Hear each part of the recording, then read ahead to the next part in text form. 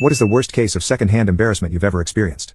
1. I went to my local arena to see a Motley Crue concert in like 2006. Before the show, as the stadium was filling up, all the lights were on and people were filing onto the floor section while everyone else was finding their seats. Tons of people were already seated and there was nothing going on, except someone in the upper levels pulled out a beach ball and it started getting bumped around through the crowd, slowly descending from the second level to the first level. It seemed like everyone was watching this beach ball, and then it made its way down to the empty rear portion of the floor section.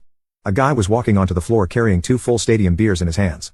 He saw the beach ball and took a running start to boot the ball up in the air. He slipped backwards like Charlie Brown trying to kick the football and landed on his back while both full beers spilled directly on his face. The entire arena erupted in laughter since all the lights were on and everyone seemingly had their eye on the beach ball. I've never forgotten that, and I bet he hasn't either. 2. Lady on the train told off a young girl for talking too loudly.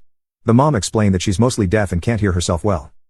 3. At university we had to do presentations for our engineering projects.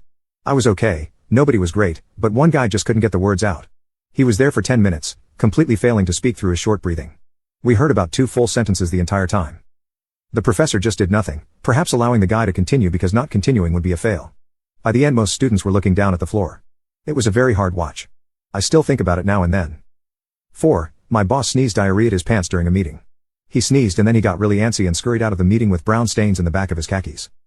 5. In high school I was hanging out with friends and one of them excitedly revealed to us that he was in a relationship with another one. She was sitting right there and corrected him that they went on one date and it was more of a hangout than anything romantic. He started blushing from embarrassment and then tried to argue with her that that counts as a relationship and the argument went on for like 30 minutes while we just helplessly watched. 6. In a VREI conservative office, the director of sales walked in a kitty cat bodysuit costume on Halloween. It would have been a cute, appropriate costume if anyone else had dressed up. She must have forgotten that she was supposed to lead a company-wide training on a new software, which was filmed to distribute to sites in case anyone missed the training. A room packed with absolutely dead silent people watched this woman walk through the training. In a kitty cat bodysuit costume. The training was over an hour long. It was straight out of a Parks and Rec episode.